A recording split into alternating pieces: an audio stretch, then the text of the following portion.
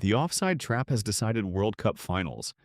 It has erased goals in the biggest moment of a player's career. It has made grown professionals scream at a linesman in front of 1 billion people. And most fans watching it happen still do not actually understand what they are looking at. Here's exactly how it works. The basic rule first. A player is offside if they are nearer to the opponent's goal line than both the ball and the second last defender at the exact moment the ball is played to them. In simple terms, you cannot stand behind the last defender waiting for the ball. You have to be level or behind them when your teammate plays the pass. That part most fans already know. The offside trap is what happens next. What the trap actually is. The offside trap is not an accident. It is a deliberate tactic.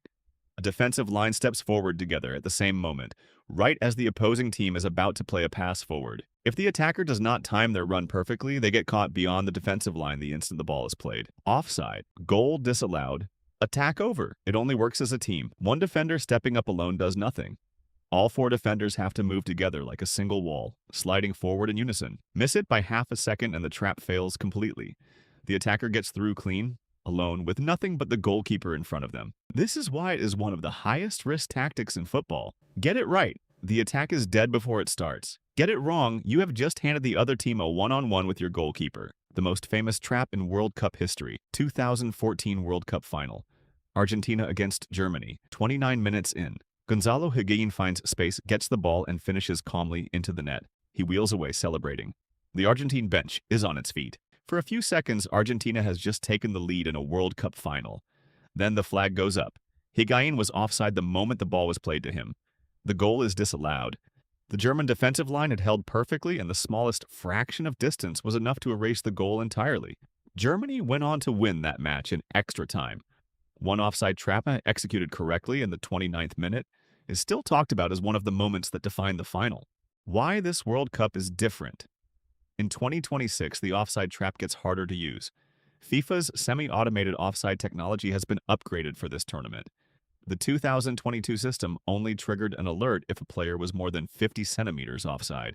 The 2026 system has tightened that threshold to 10 centimeters, roughly the width of a fist.